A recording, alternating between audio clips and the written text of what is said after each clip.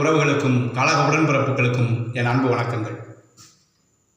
பேச்சிமுத்து பன்னீர்செல்வம் இதுதான் அடையாளம்.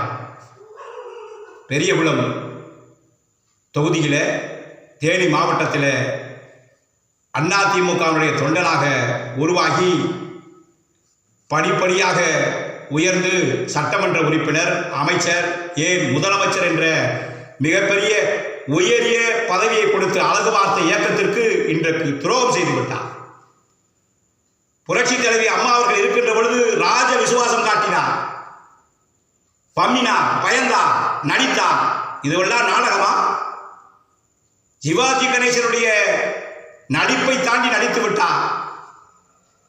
புரட்சி தலைவி அம்மாவுடைய மறைவுக்கு பிறகு ஆட்சி அதிகாரத்தை தக்க வைத்துக் கொள்ள வேண்டும், தான் மட்டுமே பதவியில் இருக்க வேண்டும் என்று இந்த இயக்கத்திற்கு துரோகம் செய்ய நினைத்தார். தூக்கி எறியப்பட்டார். அதன் காரணமாக தர்ம யுத்தம் என்று தர்ம யுத்தம் 1.0 2.0 என்று வித்தை காட்டி பார்த்தார். ஒன்றும் நடக்கவில்லை. ஒற்றை தலைமை என்று வந்த பிறகு அரசியலிருந்து தூக்கி எறியப்பட்டார். பதவி சுகத்தை எல்லாம் அனுமதித்துவிட்டு தன்னை வளர்த்து ஆளாக்கிய, தனக்கு அடையாளம் காட்டிய, தன்னை மிகப்பெரிய உயரிய நினைத்து பார்க்க முடியாத, ஏன் இந்த நாட்டினுடைய முதலமைச்சர் என்னும் உச்சபட்ச அதிகாரத்தை தொட்டு வந்த பன்னீர்செல்வம் இன்றைக்கு அனைத்து இந்திய அண்ணா திராவிட முன்னேற்ற கழகத்திற்கு துரோகம் செய்து விட்டார். உள்ளே இருந்து பல்வேறு வேலைகளை, சித்து வேலைகளை, ஸ்லீப்பர் செல்களை வைத்து திமுகவிற்கு பீட்டியமாக செயல்பட்டு இருக்கிறார். மூன்றாவது முறையாகவும் புரட்சி தலைவி அம்மாவுடைய மறைவுக்கு பிறகு 2021 வெற்றி பெற வேண்டிய, ஆட்சி கட்டில் அமர வேண்டிய அனைத்து இந்திய அண்ணா திராவிட முன்னேற்ற கழகத்தை தோற்கடித்து விட்டார். தோற்கடித்த பிறகும் எதிர்க்கட்சி தலைவராக நான் வருவேன் என்கிறார், மண்ணு கட்டுகிறார், தன்னுடைய ஆதரவாளருக்கு பதவி என்கிறார், வேண்டுமென்றே பிரச்சனை செய்கிறார்.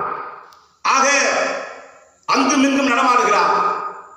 கட்சியிலிருந்து தூக்கி எறியப்பட்ட பொதுக்குழுவால் இவரை தூக்கி எறியப்பட்ட பன்னீர் இன்றைக்கு சனி, இந்த சனி விலகி இருக்கிறது.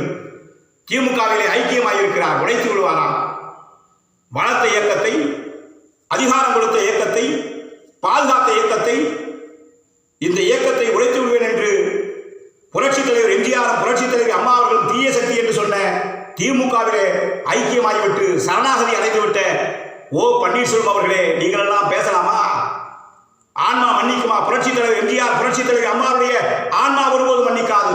அனைத்து இந்திய அண்ணா திராவிட முன்னேற்ற கழகத்துடைய தொண்டன் ஒருபோது மன்னிக்க மாட்டான். உங்களுக்கு இனி தோல்விதான்.